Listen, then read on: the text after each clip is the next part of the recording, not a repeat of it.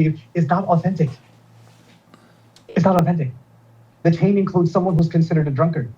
دوستوں Here's the آج problem. Social media کے اس ترقی یافتہ دور میں دین کی بات کرنے والے بہت نظر آتے ہیں، لیکن ہر بات کو علمی اور سچی سمجھ لینا سوشل میڈیا پر جیسے کہ ہر چمکتی ہوئی چیز سونا نہیں ہوا کرتی، اسی طریقے سے اگر کوئی غیر ماہر جس کی یہ فیلڈ نہیں ہے اور اس فیلڈ میں آ کر وہ لوگوں کو قرآن اور حدیث پر تبصرہ کرتا ہوا نظر آتا ہے تو یقین جانیے کہ وہ کہیں نہ کہیں ناانصافی کر رہا ہے اور لوگوں کو مس گائیڈ یا گمراہ کرنے کی کوشش کر رہا ہے۔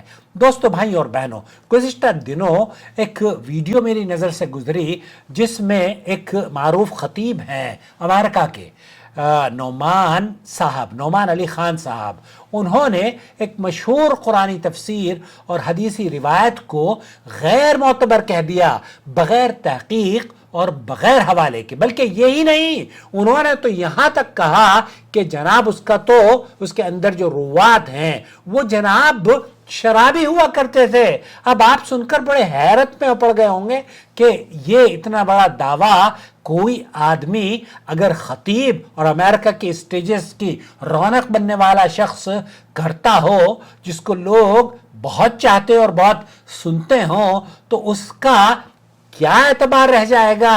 دوستو، بھائی اور بہنوں، نعمان علی خان نے سورہ لقمان کی آیت وَمِنَ النَّاسِ مَن يَشْتَرِي لَهْوَ الْحَدِيثِ کی تفسیر کے ضمن میں یہ کہا کہ حضرت ابن عباس کا جو قول اس آیت کو موسیقی سے متعلق بتاتا ہے وہ روایت دراصل ضعیف ہے، کیونکہ اس کی سند میں ایک شرابی راوی موجود ہے۔ یہ میرے الفاظ نہیں ہیں، یہ ہیں جناب آپ کے خطیب مولانا کیا کہتے ہیں ان کو، نعمان صاحب۔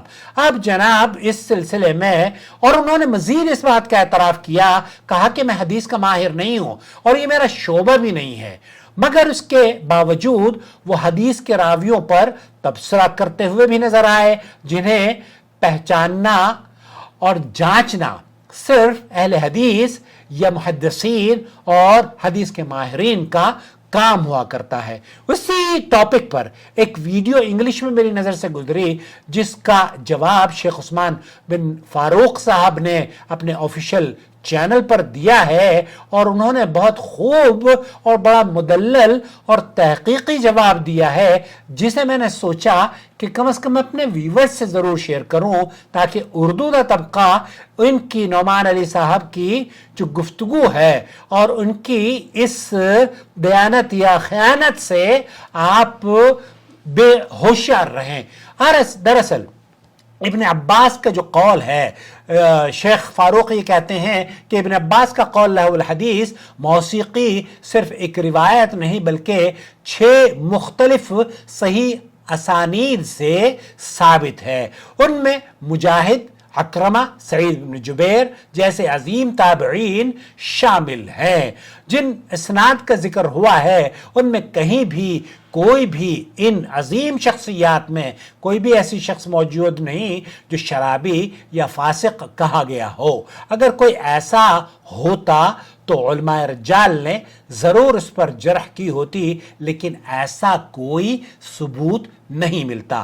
نعمان علی خان صاحب نے جو شخصی یا دلیل دی ہے کہ کسی نامعلوم حدیث اسکالر نے بتایا ہے انہیں کہ وہ راوی شرابی تھا، یہ دین میں علمی طرز نہیں بلکہ مبہم بات ہے جو دلیل کے دائرے میں آتی ہی نہیں ہے، بلکہ یہ دیانت داری اور ایمانداری بلکہ خیانت ہے۔ معذرت کے ساتھ اگر کوئی سند پر اعتراض کرے تو اس راوی کا نام، اس پر جرح کے حوالے اور رجال کی کس کتب سے اقتباس کو پیش کیا گیا ہے یہ ضرور بیان کرے۔ صرف اتنا کہہ دینا کہ اس میں ایک شرابی تھا، یہ کافی نہیں ہوتا، بلکہ یہ تو آپ کو مس گائیڈ یا دھوکہ دینا یا آپ کو گمراہ کرنے کے مترادف عمل ہے۔ قرآن کی جس آیت کی تفسیر میں موسیقی کا ذکر آیا ہے اس پر صرف ابن عباس ہی نہیں بلکہ کئی صحابہ